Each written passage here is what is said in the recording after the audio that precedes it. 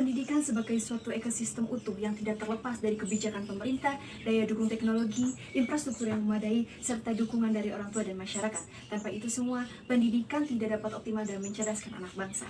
Assalamualaikum warahmatullahi wabarakatuh. Salam sejahtera bagi kita semua.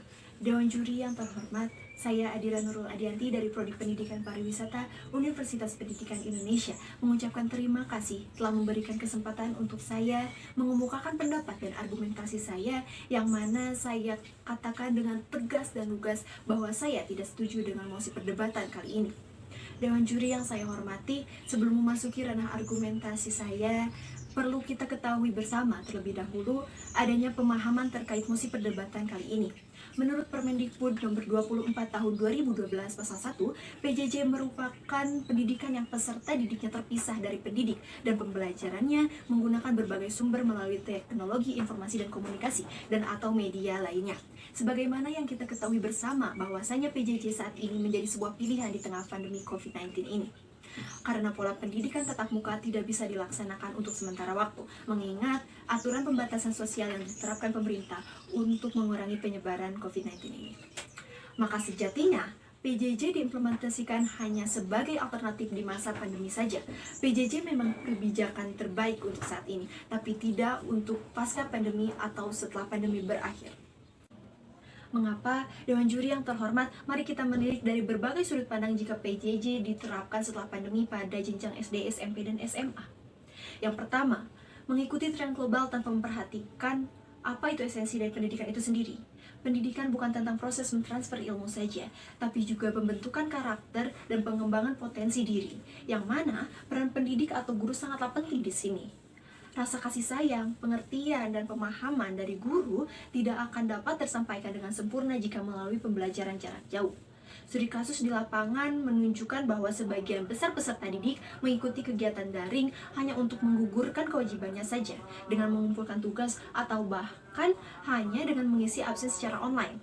Pendidikan terkesan hanya formalitas. Apakah ini esensi dari pendidikan dan tujuan dari pendidikan?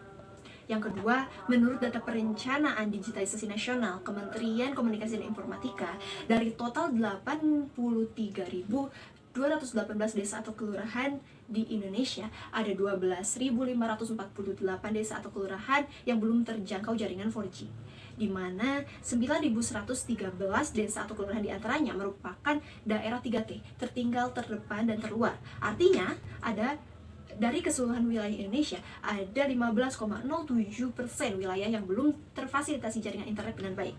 Sedangkan komponen utama dalam proses pelaksanaan PJJ adalah jaringan internet. Apakah ini yang dinilai efektif dapat membantu siswa agar lebih mudah dalam melakukan proses pembelajaran?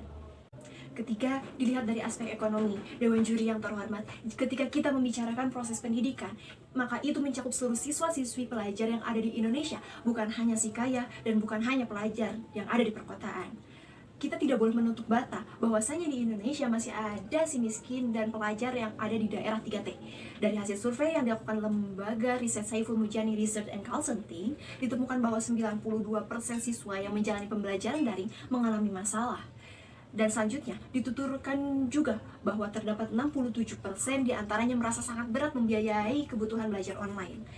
Karena 47% dari mereka mengeluarkan biaya lebih dari 100.000 per bulan untuk membeli kuota. Belum lagi dengan mereka yang belum mempunyai ponsel dan laptop yang memadai untuk belajar. Ini menunjukkan dengan jelas bahwa tidak semua masyarakat Indonesia siap dan memenuhi segala kebutuhan pelaksanaan PJJ, terkhusus dalam pembiayaan aksesnya. Yang keempat, jika argumentasi tim pro mengatakan bahwa PJJ memicu percepatan transformasi pendidikan, saya rasa itu sangat keliru. Ini merupakan transformasi terpaksa karena sesungguhnya perubahan tersebut merupakan keniscayaan. Sebenarnya lajunya sangat lambat, sementara akibat COVID-19 ini, transformasi tersebut mau tidak mau harus dilakukan. Yang artinya, ini bukan menunjukkan sisi positif dari transformasi itu sendiri, melainkan artinya ini menunjukkan bahwa perubahan ini terpaksa dipilih karena situasi yang genting dan kritis, mengingat tidak ada lagi pilihan yang lebih baik. Dewan juri yang saya hormati, di akhir waktu saya ingin menitik beratkan sekaligus mengingatkan bahwa Indonesia memiliki banyak prioritas permasalahan pendidikan yang perlu dibenahi sejak sebelum pandemi terjadi, yang semestinya setelah pandemi tetap dilanjutkan, bukan tentang membangun kebiasaan baru PJJ. Oleh karenanya, dibutuhkan perombakan yang berani agar kualitas pendidikan di Indonesia dapat menunjukkan tren yang positif. Barulah dengan begitu, Indonesia dapat bersaing dengan negara lainnya dalam pendidikan serta menghasilkan sumber daya manusia